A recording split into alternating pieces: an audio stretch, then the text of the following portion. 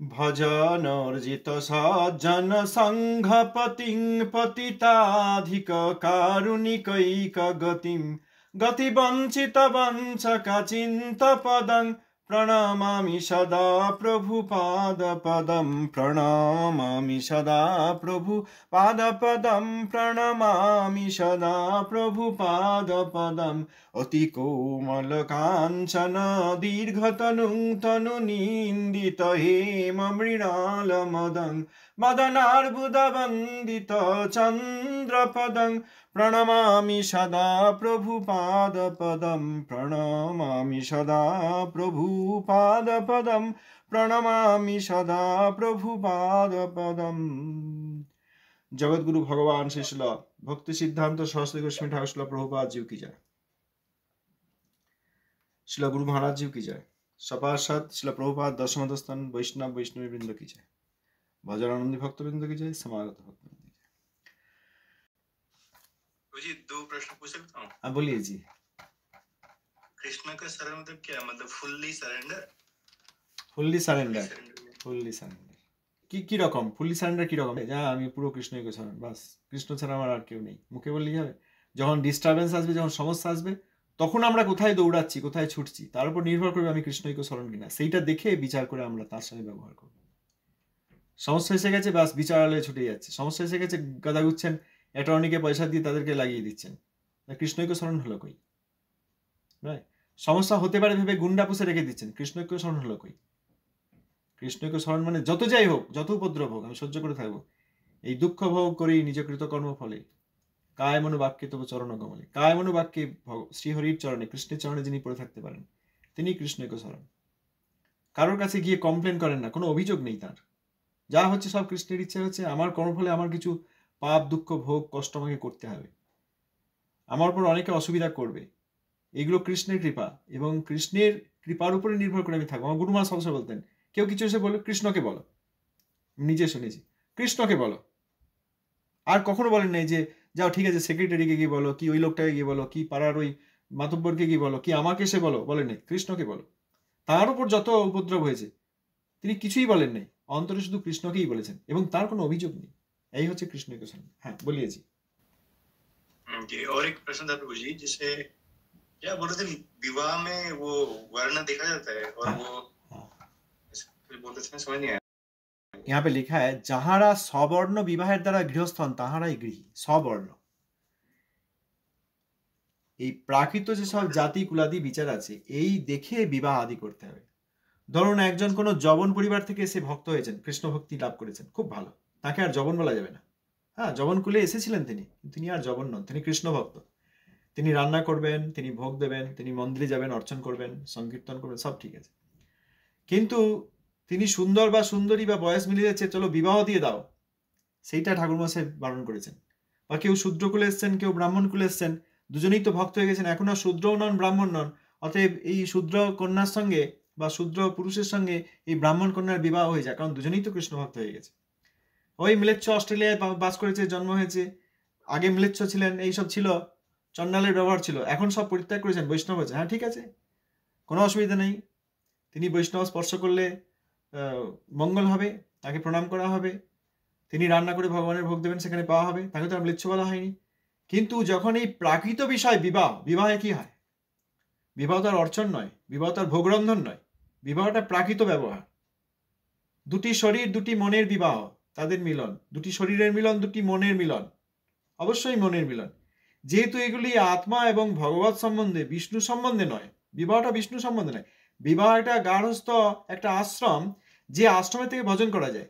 কিন্তু বিবাহ বস্তুটা itself, the marriage, the institution of marriage itself is not ভগবত ভক্তি or ভগবত সেবা, কারেক্ট? সেই জন্য এই বিবাহ আদি যে প্রাকৃত ব্যাপার, সেখানে বর্ণ বিচার ঠাকুর মশাই করতে বলেছেন। যাহারা সবর্ণ বিবাহের দ্বারা গৃহস্থ হন তাহারাই গৃহী। যদি তা না হতো তাহলে ঠাকুর মশাই এখানে বলতেন এইসব কথা বলা হলো ঠিকই, কিন্তু যারা ভক্তি দিচ্ছেন তাদের আর বর্ণ বিচার করার প্রয়োজন নেই। হ্যাঁ, আমেরিকান আর ভারতীয়, অস্ট্রেলিয়া আর শ্রীলঙ্কা, তোমরা বিবাহ করতে পারো, কারণ তোমরা তো সবাই এসে সংকীর্তনে নিত্যাদি করেছো, তিলক সেবা করেছো, দীক্ষা নিয়েছো, তোমরা তো অচ্যুত গোত্র, ঠিক আছে, তা তো বলেন নেই। এই কথা অন্যত্র পাওয়া যায়, শুনেছি, আমাদের পূজ্য বড় প্রভু অনেক সময় বলেন। এই বিবাহ আদি কার্য এগুলো স্ববর্ণের মধ্যেই করতে হবে।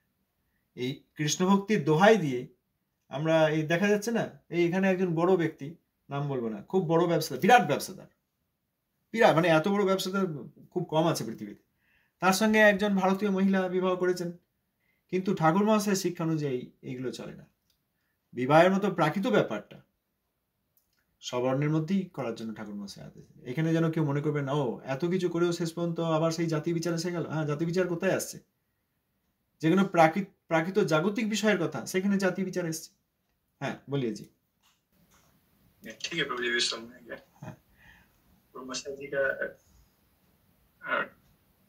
मतलब ये सब तो कभी सुना नहीं था, हम अभी सुनने में मिल रहे हैं। अच्छा बात है, आपने दरवाजा खोल दिया अंतर का और सुन रहे हैं, बहुत बड़ा बात है ना। আমরা না দরজা জানলা বন্ধ করে শুনছি, বলছে যে এই দরজাটা জানলাটা একটু খোল, বাইরে দেখ বসন্তের হাওয়া দিচ্ছে। কেন অন্ধকারে গুমট হয়ে বসে রয়েছিস? ঘরে গন্ধ, ঘরে গন্ধ, অন্ধকার, জানলা দরজা খোল, বাইরের হাওয়াটা আসুক, পরিষ্কার করে দিক। না, আমরা যা বুঝেছি তার বাইরে যাব না। এটা তো সমস্যা, যা আনলার্ন। প্রভুপাদ বলেছেন না, প্রভুপাদের শ্রী শ্রী সরস্বতী সংলাপে আছে। তো সেখানে যিনি প্রভুপাদের সঙ্গে, যে মনীষী প্রভুপাদের সঙ্গে কথা বলতে এসেছিলেন, যতদূর মনে হচ্ছে সম্ভবত ঠাকুর কুশল সিংজি, ওই জয়পুরের ওখানকার জায়গিরদার, তিনি এসে বলছেন প্রভুপাদের কাছে হরিকথা শোনার পর বলছেন, তাহলে আজ পর্যন্ত আমরা যা কিছু শুনেছি সব আনলার্ন করতে হবে, মানে সেইগুলো যেগুলো শিখেছি সেগুলো ভুলে যেতে হবে। হয় ভুল অঙ্ক শিখিয়েছে একজন শিক্ষক, তিনি ঠিক শিক্ষক নন, তিনি ভুল অঙ্ক শিখিয়েছেন। এখন ভালো শিক্ষকের কাছে এসেছি, তিনি অঙ্ক শেখাতে গিয়ে দিয়েছেন সব ভুলভাল করেছে। এরকম দেখেছি। আমার বাবা খুব ভালো শিক্ষক ছিলেন, ইকোনমিক্সের টিচার ছিলেন, আর ম্যাথমেটিক্সও তার কম্বিনেশনে ছিল। অনেকে অঙ্ক শিখতে আসতো, দেখতেন যে এর আগে যেখানে যেখানে অঙ্ক শিখে সব ভুলভাল শিখে এসছে। আগে তুই এগুলো ভুল, আগে ভুলে যা যা শিখেছিস, তারপর এগুলো করতে পারবি, আমার বাবা বলতেন। তাহলে এইরকম আমরা যা শিখেছি সেইগুলো তো আমরা ছাড়তে চাইছি না। অন্তরের দরজা খুললেন না বলে কতজন চলে যাবেন, কেউ শুনবে না। হ্যাঁ, কেউ শুনবে না, বেশিরভাগ লোক শুনবে না, পালিয়ে যাবে, চলে যাবে। কিছু লোক শুনবে, তাদের মধ্যে বেশিরভাগ কেউ বুঝবে না। যাদের মধ্যে কেউ কিছু বুঝবে মনে করছে, তারা শুধু মনে করছে আমরা বুঝেছি, কিন্তু আসলে তারা কিছু বোঝে নাই। আর প্রভুপাদ এই কথা বলেছেন যে শুনবে না, বুঝবে না, তবুও এই সংকীর্তন, এই শ্রী হরিকথা শ্রবণ কীর্তন চালিয়ে যেতে হবে। বহু লোক আসবে, শুনবে, বেশিরভাগ সব চলে যাবে, শুনবে না। কেউ কেউ ভাববে আমি বুঝেছি, কিন্তু তারা উল্টো বুঝেছে।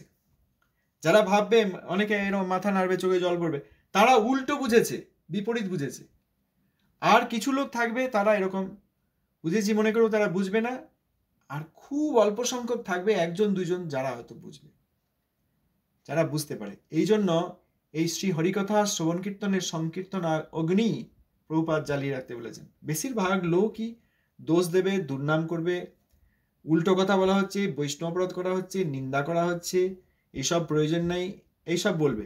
কিন্তু একমাত্র যারা এই অন্তরের জানালাটা খুলে দেবেন, অন্তরের দরজা খুলে দিয়ে যা শিখেছি, যা বুঝেছি এতদিন, সেইগুলোকে আমি রিটায়ার করিয়ে দিচ্ছি। এই শিখছি আর সেগুলো রিটায়ার করে দিচ্ছি। কলসিতে নোংরা জল ভরা আছে, কলসিতে নোংরা জল ভর্তি করা আছে, সেই জল ফেলে দেবো আর গঙ্গার জল পূর্ণ করবো। এই যারা মনে করবেন, একমাত্র তারা বুঝতে পারবে। আমরা যদি এইটা, আমি যদি মনে করতে, তবে আমি বুঝতে পারবো, না করি আমি বুঝতে পারবো না। তো আপনি যে কাহা সেই কাহা कि आप तक सुना नहीं। আজকাল তো হচ্ছে না, বাস, it's a big opportunity. Wow. হ্যাঁ, একজন গ্রামের ছেলে পিলে এরকম কোথা থেকে এসছে, দাঁড়িয়ে গেছে, মন্দিরের মধ্যে ঢুকে গেছে, ভালো পজিশন পেয়ে গেছে। একজন ভালো, বলতে না, আমি এরকম বলতে চাই না, একজন তার মতে একজন সুন্দরী মডেল, যাকে দেখতে গেলে হয়তো তাকে টিকিট কাটতে হতো, তার সঙ্গে বিবাহ হয়ে গেল এই কৃষ্ণ ভক্তির দোহাই দিয়ে। হয়েছে না? আছে, হ্যাঁ, দেখা যাচ্ছে। ऐसे बोलते हैं कि ये भी कृष्ण भक्ति है, माला करते हैं, ये भी दीक्षित है, कर लो, शादी क्या प्रॉब्लम है? हाँ, दीक्षा करते हैं, माला करते हैं, हाँ, वो भोग रंधन करेंगे, भगवान को भोग लगाएंगे, मंदिर में जाएंगे, अर्चन करेंगे, वो प्रसाद हम लेंगे। हाँ, शुद्ध भक्त होंगे तो, और वैष्णव अपराधी होंगे तो नहीं। वो अधिकतर ज्यादा से ज्यादा বৈষ্ণব অপরাধী, প্রভুপাদ চরণে অপরাধী, প্রভুপাদের গণের চরণে অপরাধী। তাদের কথা বাদ দিলাম। যারা সত্যিকার শুদ্ধভাবে ভজন করার চেষ্টা করছেন, ঠিক আছে, চলবে, মধ্যম বৈষ্ণব। কিন্তু বিবাহাদি ঠাকুর মশাই বলেন, তা তো বলতেন এখানে, এইসব যা বলা হলো এগুলো জাগতিক গৃহীর কথা। मतलब चाहे वो लोग कृष्ण भक्ति में है, फिर भी वो विवाह को निषेध किए हैं ठाकुर मशाई। हाँ, विवाह जैसे कोई प्राकृत जो व्यवहार, विवाह तो प्राकृत व्यवहार ना। विवाह के बाद क्या होता है, मन और शरीर का मिलन होता है, एक साथ रहते हैं, ठीक है।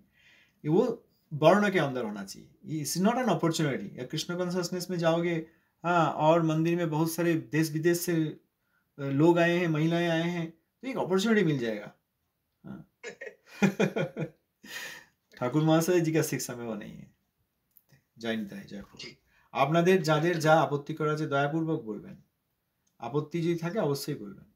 ঠাকুর মহাশয়ের এই শিক্ষা থেকে আমরা, সেই সব আপত্তি থেকে আমরা সবাই শিখতে পারবো। আমরা সকলে এখানে একসঙ্গে শিখতে এসেছি, কেউ জানি না। আপনারা কেউ কেউ জানতে পারেন, আমি অন্তত কিচ্ছু জানি না, সত্যি কথা বলতে গেলে কিচ্ছু জানি না, পড়ছি, আশ্চর্য হচ্ছি বলে অবাক হয়ে আমন্ত্রণ করছি যে আসুন একবার দেখুন, আমি অবাক হয়ে গেছি। ধন্যবাদ। जी, मैं कभी सोचता हूँ जैसे ठाकुर मस्जिद जी मतलब इतने बड़े जैसे डिस्ट्रिक्ट मजिस्ट्रेट थे, गृहस्थ थे, उनके इतने सारे पुत्र थे, है ना, तो कैसे उनको इतना टाइम में लगे इतना सारा ग्रंथों का रचना किया और मतलब सारा सिद्धांत दिया इतना सारा, है ना। हाँ, सही कहा आपने, क्योंकि उन्होंने जो गृहस्थ थे, हमें लग रहा है वो गृहस्थ नहीं है, सप्तम गोस्वामी कहते हैं उनको, षड़ गोस्वामी वृंदावन, उनको सप्तम गोस्वामी। हमें लगता है कि आनंद बाजार ऐसा कोई बड़ा पत्रिका का जो एडिटर, संपादक, तो उस बात सही है, क्योंकि उन्होंने कोई गृहस्थ, प्राकृत गृहस्थ नहीं थे। उनका पुत्र उनको पिता नहीं कहते थे, ठाकुर महाशय कहते थे। सिद्ध महात्मा, नित्य सिद्ध महात्मा, not only that, another thing. और एक विषय देखिए, उन्होंने जो ग्रंथादि लिखा, वो तो ऐसा नहीं कि सिद्धि लाभ होने के बाद ग्रंथादि लिखा, उस समय मिलने से ग्रंथ लिखा उन्होंने, बहुत दिन, बहुत सालों पहले से लिख रहे हैं, फॉर ए लॉन्ग टाइम। अगर हम लोग लिखने जाएंगे, আমরা যদি এইরকম লিখতে যাই বা কিছু বলতে যাই, আমরা 10 বছর আগে যা বলেছি এখনকার সঙ্গে তার কথা মিলবে না। কোনো সাধকেরও 10 বছর আগে তিনি যা বলেছেন বা লিখেছেন সেইটার সঙ্গে আজকের কথা মিলবে না। কি আপনি যদি কিছু লেখেন বা কোনো সাধক যদি কিছু লেখেন, 10 বছর আগে কি লিখেছেন, কি ভেবেছেন, তার সঙ্গে মিল থাকবে না আজকের লেখা। আবার আজকের যা লেখা আছে, যদি তিনি ভজন করতে থাকেন, তার উন্নতি হতে থাকে, তাহলে তিনি আরো উন্নততর সিদ্ধান্ত পাবেন, এবং 5 বছর পরে তিনি যা লিখবেন, যা বুঝবেন, সেটার সঙ্গে মিল থাকবে না। ঠিক কিনা, ঠিক না ভুল? একটা বাচ্চা ছেলে, একটা ধরুন কবি, কোনো বড় কবি, তিনি শিশু অবস্থাতেও কবি, তার কবিত্ব ছিল, ছোটবেলায় তিনি ছোটদের জন্য কবিতা লিখতেন, বড় হয়ে বড়দের জন্য কবিতা লিখেছেন, হয় না? বড় হয়ে যে কবিতাগুলো লিখেছেন সেগুলোর মধ্যে একটা আলাদা বাঁধন আছে, আলাদা দর্শন আছে, হ্যাঁ, চেঞ্জ হয়ে যায়। সাধকেরও প্রথমে বদ্ধ অবস্থায় এলেন, তিনি কনিষ্ঠ অধিকারী ছিলেন, তারপর মধ্যম অধিকারী হলেন, মধ্যম অধিকারীর লম্বা স্তর, তিনি মধ্যম অধিকারীর প্রথম স্তরে ছিলেন, তারপর মধ্যম স্থানে ছিলেন, তারপর উত্তম স্থানে ছিলেন, তারপর তিনি কখনো উত্তম অধিকারী হয়েছেন, তারপরেও তিনি লেখালেখি করছেন, হরিকথা বলছেন। এইরকম সাধক যিনি সাধন সিদ্ধ, তিনি প্রথমে যা বলেছেন, যা লিখেছেন, তার সঙ্গে পরবর্তীকালে লেখার সঙ্গে কিছু ভেদ থাকবে, কারণ প্রথমে তার উপলব্ধি একরকম ছিল, ধারণা একরকম ছিল, পরবর্তীকালে অন্যরকম। কিন্তু শিল ভক্তিবিনোদ ঠাকুর মহাশয়, গৌরকিশোর দাস বর্মন, প্রভুপাদ, এনারা নিত্যসিদ্ধ মহাত্মা, এনারা 10 বছর বয়সে যা করেছেন, 50 বছর বয়সেও তাই করেছেন। এনাদের লেখার মধ্যে কোনো পার্থক্য নাই, দেখেছেন? So not only that, when he got time to write all this, but the topics, the subjects that he has presented are so purified and eternal, and there is no question of contamination. Therefore, they are all unique. আমাদেরকে দেখতে হবে না যে আচ্ছা হরিনাম চিন্তামণি ঠাকুর মশাই 60 বছর বয়সে লিখেছেন না 30 বছর বয়সে লিখেছেন, কাউকে প্রশ্ন করতে হবে না, কারণ তিনি নিত্য সিদ্ধ। এমন নয় যে তিনি একসময় মধ্যম বৈষ্ণব ছিলেন, পরে উত্তম বৈষ্ণব হয়েছেন। তিনি এমন উত্তমোত্তম নিত্য সিদ্ধ মহাত্মা যে তাঁর সংস্পর্শে যিনি এসেছেন তিনি সিদ্ধত্ব প্রাপ্ত হয়েছেন। তিনি ওই রাত্রি ভজন করতেন, রাত্রি 2:30 থেকে লেখা শুরু করতেন ভোরবেলায় উঠে।